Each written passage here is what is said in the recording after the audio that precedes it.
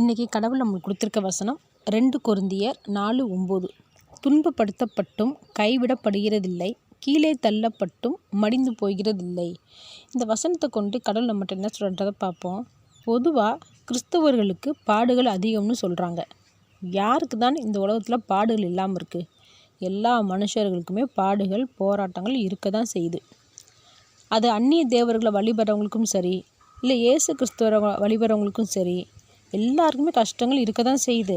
ஆனால் இயேசு கிறிஸ்துவ வழிபடுறவங்களுக்கு பாடுகள், தொல்லைகள் இருந்தும் அந்த பாடுகளோட அழிந்து போகிறதில்ல, அப்படி அவங்க மடிந்து போகிறதில்ல.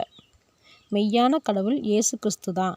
அவர் ஒருவரால் தான் நம்மளோட கஷ்டங்களில் இருந்து காப்பாற்ற முடியும், நம்மளோட கஷ்டங்களை தீர்த்து வைக்க முடியும்னு நம்பி அவர்கிட்ட வேண்டுதல் செய்கிறவங்க யாருமே கைவிடப்படுவது இல்லை. நம்பிக்கை இல்லாமல் ஏதோ கடமைக்குன்னு வேண்டுதல் செய்யும்போது அந்த வேண்டுதலுக்கு கடவுள் செவி கொடுக்க மாட்டார். அதனால் நமக்கு எவ்வளவு போராட்டம் இருந்தாலும் இயேசு கிறிஸ்துவை விடாமல் பற்றி கொள்ளும்போது துன்பப்பட்டாலும் கைவிடப்படுவதில்லை, கீழே தள்ளப்பட்டாலும் மடிந்து போவதும் இல்லை. ஆமேன்.